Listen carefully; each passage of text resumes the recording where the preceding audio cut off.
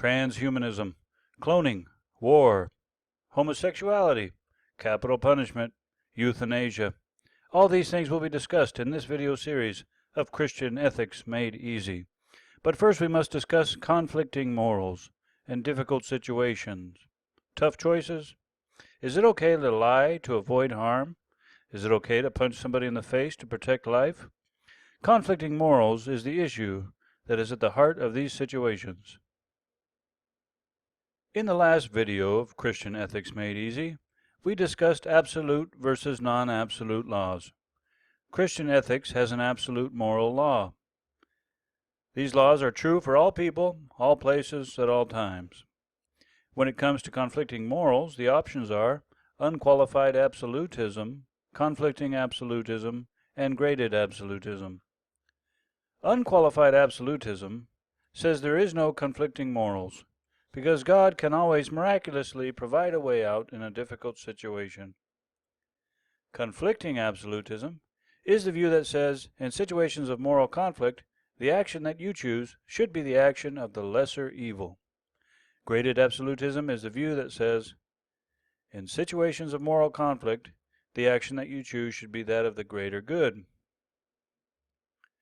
Okay, let us take a look at the view of unqualified absolutism, which is the view that says there will never be a situation of conflicting morals, because God can always provide a way out if He chooses to do so. Now remember, we provided an illustration of the Christians who are being hunted down to be killed by the authorities for preaching the gospel, that you hide them in your basement. They come to your door, ask you if you have seen the Christians, and the person who believes in unqualified absolutism will say, yes, I've seen them, they're in my basement. Then the authorities go in, get the Christians, take them out and kill them.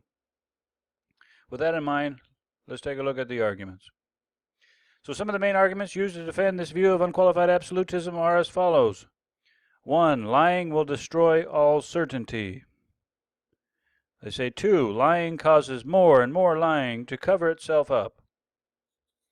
Number 3. Lying would weaken the Christian faith because no one should ever believe a liar.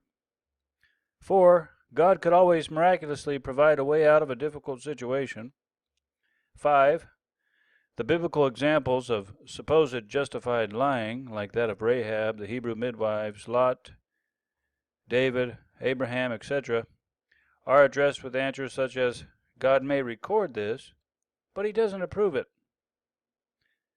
And last but not least, obeying the rules is more important than attempting for the results. The counter-arguments for unqualified absolutism are as follows. Lying does not destroy all certainty. At best, lying may undermine some certainty, that is, the certainty of the person who has lied.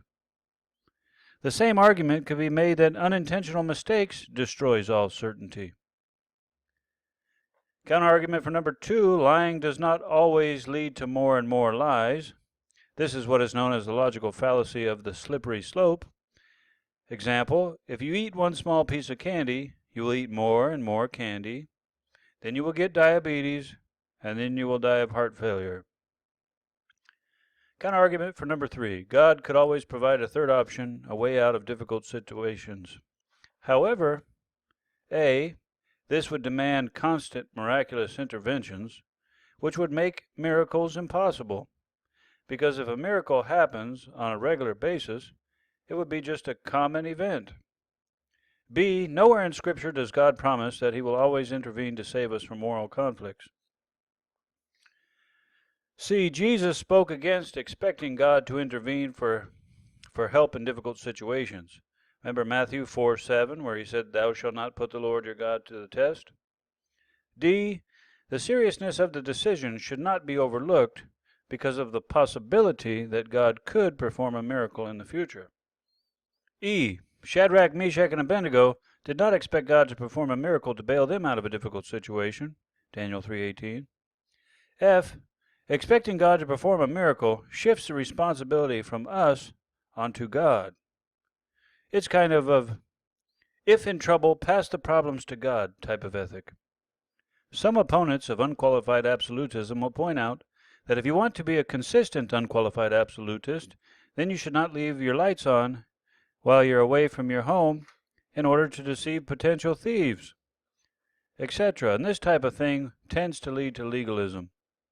Number 5. The unqualified absolutist often ends up committing unmerciful acts. In order to obey the law of honesty, he may be disobeying the law of mercy. And finally, the opponents of unqualified absolutism will say, even though there are some commendable aspects of unqualified absolutism, there are, however, some crucial inadequacies. It is unrealistic, unmerciful, even legalistic at times, and impotent in its attempts to avoid qualifying absolutes when providing answers to both biblical and real-life conflicts in the divine commands. This is not an ideal world. It's a fallen world. And if the Christian ethic is to be capable for the real world which we live in, then it must not withdraw into unqualified absolutes. It must find a morally adequate way to preserve absolutes, while honestly and sufficiently producing answers for every moral situation. Okay, hang in there. We'll get through this. Thank you so much for watching. See you in the next video.